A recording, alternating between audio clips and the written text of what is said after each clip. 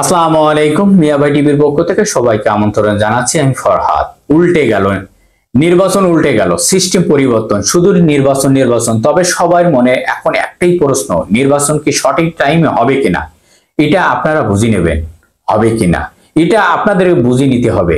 জামাত ইসলামের 7 দফার ভিতরে, বিএনপির 31 দফার ভিতরে সব জায়গায় কিন্তু দেশের উন্নয়নের কথা লেখা আছে। এরকম লেখা পড়েই তো আমরা ভোট দিয়েছি অতীতে, তাই না ভাই? বাস্তবায়ন হয়েছে কিনা বলেন তো আপনারা, একটু কমেন্ট করে লিখে যাবেন।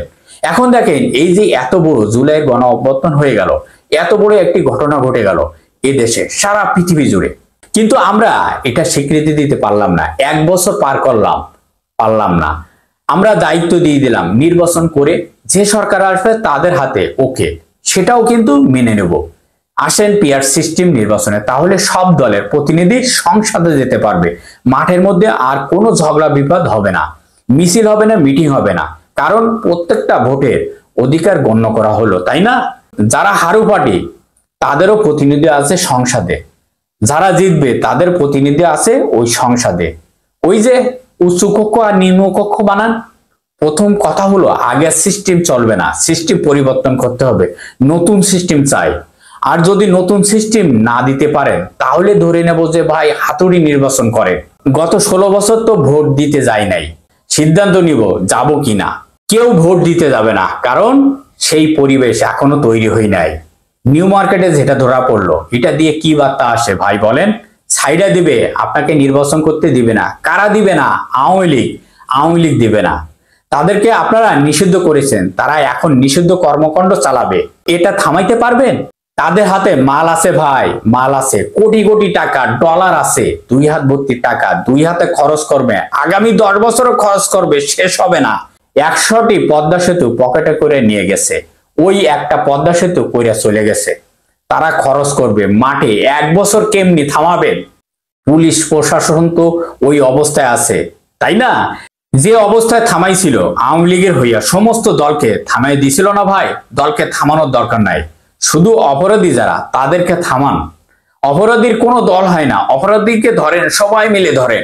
পাবলিকের একটাই কাজ, জাস্ট পুলিশকে জানানো, আইন নিজের হাতে তুলে নেন না। এগুলো দেখতে ভালো লাগে না। এবং বিদেশে যে বার্তা যাচ্ছে, সেই বার্তাটা কি জানেন? ডক্টর ইউনূস সরকার ফেল মারছে, এই সরকার কিছুই করতে পারছে না, এই সরকারকে আমরা কিন্তু ফেল দেখাচ্ছি, কিছুই করার নাই। আর সরকার কি এতই বোধাই না ভাই? ইউনূস সরকার তো বুঝি ফেলাইছে যে ভদ্রলোকের ভাত নাই এদেশে, সোজা আঙ্গুলে ঘি ওঠে না, একটুখানি বাঁকা করতে হবে। সেটাই করছে ইউনূস সরকার, বাঁকা করে উল্টে টান দিছে। উল্টে টান দেওয়ার সঙ্গে সঙ্গে চিত্র বদলে গেছে। যারা প্রশংসা করতো তারা এখন বদনাম করে, বদনাম বলছে।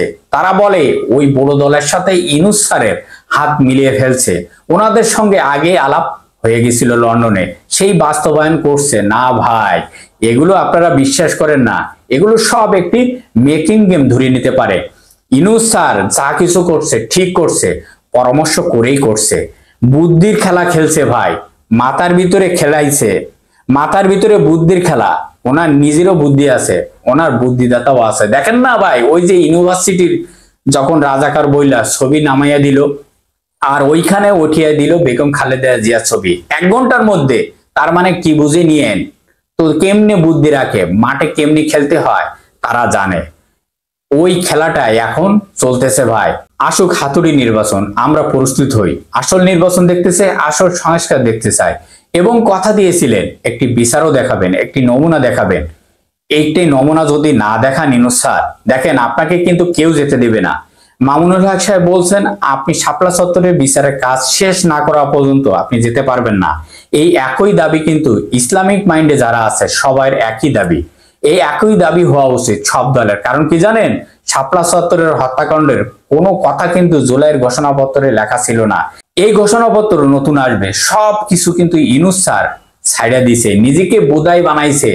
আমি বোধাই, তোমরা চালাক, তোমরা খেলো, সবাই সবাই মিলে কিন্তু দেখবেন একটি সিদ্ধান্ত চলে আসবে, খুব তাড়াতাড়ি আসবেই। হয়তো 1 মাস বা 2 মাস বা 1 সপ্তাহ এর মধ্যে কিন্তু আসবেই। সবচেয়ে ভালো হতো কি জানেন, তারেক রহমান সাহেব যদি সরাসরি চলে আসতো, ইউনূস স্যারের সাথে আইসে বসতো, তাহলে কিন্তু সবকিছু ঠিক হয়ে যাইতো। শুধু একা না, সব দলকে নিয়ে একটি মিটিং যদি বাংলার মাটিতে করতো, সব কিছু ঠিক হয়ে যেত। ভালো থাকবেন, সুস্থ থাকবেন। আল্লাহ হাফেজ।